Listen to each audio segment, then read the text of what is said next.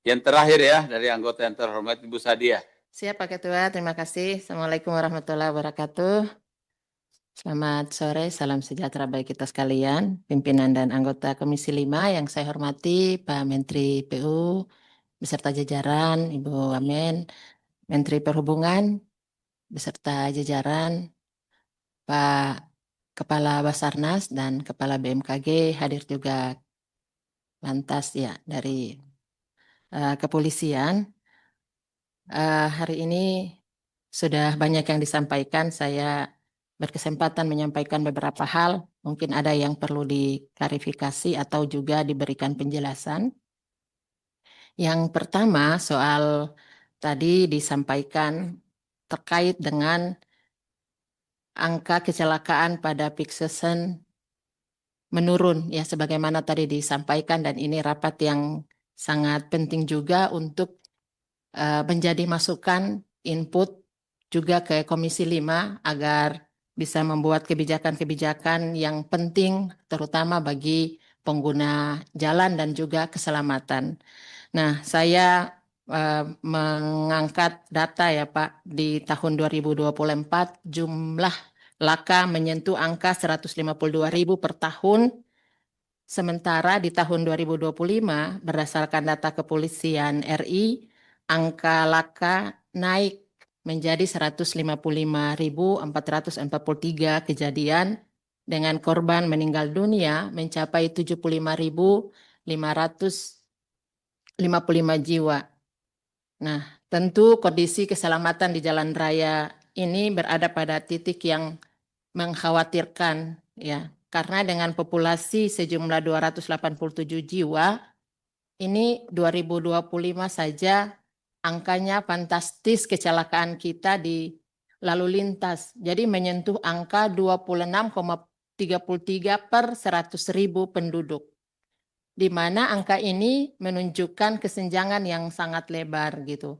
Hampir 3 kali lipat dibandingkan dengan target Rencana Umum Nasional Keselamatan yang mematok ambang batas ada pada 9,53 kematian sebagaimana yang diamanatkan dalam Perpres nomor 1 tahun 2022.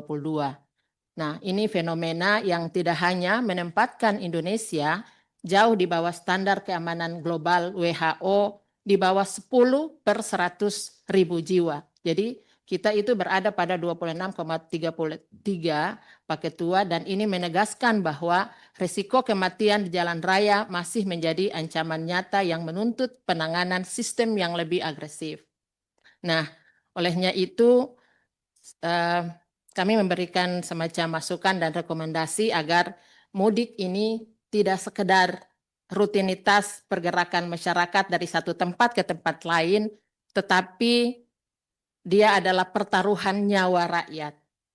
Dengan angka fantastis ini yang menyentuh 26 per 100.000 penduduk di tahun 2025, hampir 3 kali lipat dari target nasional. Harus ada pergeseran paradigma dari sekedar mengatur lalu lintas menjadi menjamin lalu lintas. Dan oleh karena itu catatan saya dalam rapat ini, yang pertama adalah kebijakan keselamatan perlu diprioritaskan pada pengurangan tingkat keparahan kecelakaan.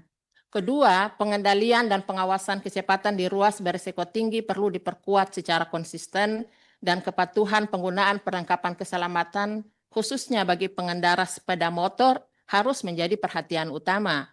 Dan salah satu solusi yang diambil pemerintah yang kami apresiasi adalah memberikan pembatasan ketat mudik jarak jauh dan kompensasinya kapasitas mudik gratis yang saat ini dinaikkan lebih banyak lagi.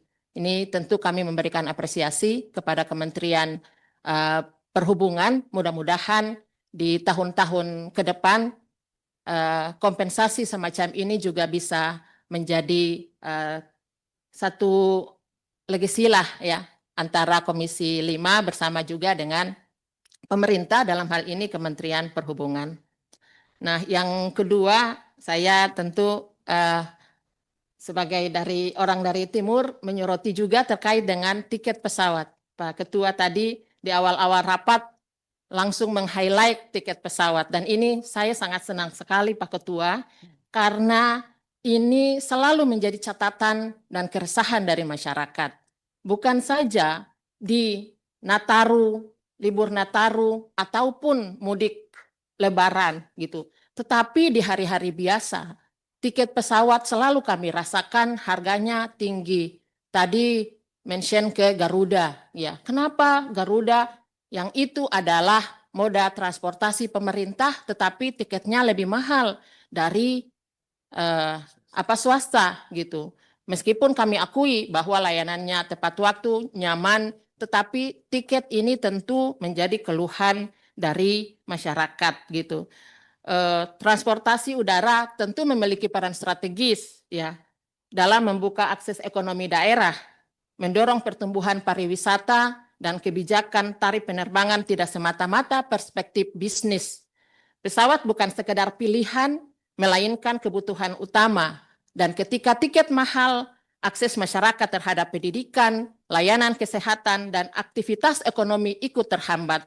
Makanya kenapa harga barang di Indonesia Timur ataupun Tengah selalu tinggi, salah satunya juga adalah terkait dengan transportasi. Dan sebagaimana tadi disampaikan Pak Ketua bahwa transportasi pesawat udara bukan transportasi elit, tapi juga masif. Ya, dia bukan saja pilihan, tetapi kebutuhan gitu. Dan oleh karena itu kami memberikan rekomendasi terkait dengan keterjangkauan tarif tiket pesawat ini, mendorong pemerintah untuk memastikan bahwa kebijakan penurunan komponen biaya seperti pajak dan tarif bandara benar-benar sampai ke tangan konsumen secara utuh. Menghapuskan PPN aftur untuk penerbangan domestik juga perlu dilakukan guna menekan biaya operasional maskapai sehingga tarif tidak melambung tinggi, dan perlu ada pengawasan yang lebih humanis namun tegas terhadap penerapan tarif batas atas pada rute padat, karena tiket tetap terasa membebani masyarakat meski sudah ada wacana penurunan harga. Saya ambil contoh juga tiket pesawat perintis, Pak. Misalnya Ambon Namlea, 20 menit tapi harganya di atas 1 juta rupiah. Nah, ini juga selalu dikeluhkan oleh masyarakat. Yang ketiga, Pak Ketua, ini aspirasi dapil kepada PT Pelni ya. Ini saya mendapatkan catatan dan masukan Ibu ya, trayek kapal laut milik PT Pelni Sabuk 80 sudah hampir setahun tidak jalan. Katanya rusak mesin, tapi PT Pelni juga tidak memberikan solusi mencari armada pengganti di trayek tersebut. Nah, padahal trayeknya itu cukup padat, Bu. Tolong disingkat sedikit ya. Iya. Ibu, Nah, ya. ini karena aspirasi dapil saya harus sampaikan terakhir Pak Ketua. Nah, Ambon Tehoru Kilmuri geser, kemudian Bula Gorom Kesui Teor, ini memang padat penumpang apalagi di hari-hari mudik Lebaran, Ibu. Jadi karena ini aspirasi dapil, saya minta agar ada solusi cepat karena menyangkut juga dengan kebutuhan warga akan moda transportasi laut yang tinggi. Terima kasih Pak Ketua, saya kembalikan. Assalamualaikum warahmatullahi wabarakatuh.